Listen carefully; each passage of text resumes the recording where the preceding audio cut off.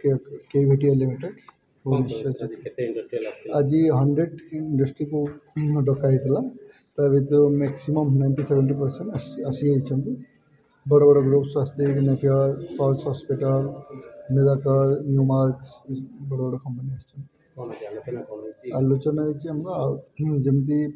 Unemployed youth अधिक होती graduate से केमी एंगेजमेंट कराहब एम्पेटिक्स माध्यम से विषय में आलोचना कर एस्टाब्लिशमेंट आमर एपेंडिक्स को सर्टिफिकेट मिले विथ स्टाइपेंड मिलूँ 9,000 पर मंथ हाँ इंडस्ट्रियल ग्रोथ हम जेहेतु मेन पावर सैलरीटा 50% सहायता कला गवर्नमेंट ऑफ इंडिया ऑटोमेटिकली हम जब जन 50% सैलरी रिलैक्सेशन पाँच लेवल ईपीए बीसी सब एक रिलैक्सेशन अच्छे ये 2.5 ରୁ 15% जाए पिला दिया ग्रेजुएट पिला मुख्य एजेंडा है केमी इंडस्ट्री गुड़ाक अधिक संख्या पार्टिसिपेट हो स्कीम लाभ नापी से कंपनी गुड़ाक ने ऑटोमेटिकली आम यूथ स्टूडेंट मानकर पास आउट ग्रेजुएट स्टूडेंट मान बेनिफिट हम हाँ हाँ 50,000 लोक स्कीम ओडिशा रे एंगेजमेंट कर ये हूँ ऑन जॉब स्किल डेवलपमेंट से जो जॉब रोल काम करुँच एनहांस करा स्किलटा 1 ईयर सर्टिफिकेट मिलूँ गवर्नमेंट ऑफ इंडिया और ऑर्गेनाइजेशन 2 जन मिसिक गोटे सर्टिफिकेट प्रोवाइड करेंगे ऑन जॉब ट्रेनिंग हाँ skill Actually, myself Pavitra Rautra belongs to Krishna group of companies. Basically, we have a group of companies in field of hospitality, education, construction, and export building materials.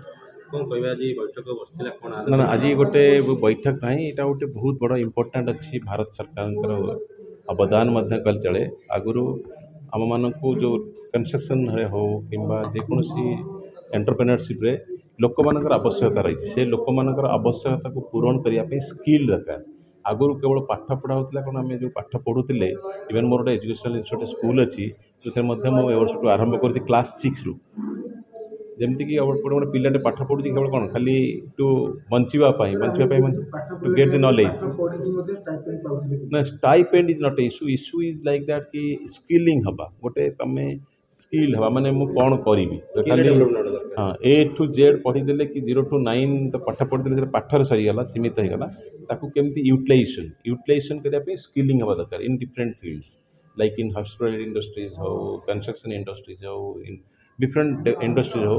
जो मैंने कि diploma अच्छा degree अच्छा से खाली पाठ पढ़ा भितर लिमिटेड भितर रही नेक्स्ट लेवल को आने काम लगे पाठटा काम लगे ये सब योजना चली skilling is the best way ये जो भारत सरकार स्किल्ड बर्तमान जो मैंने काम करुले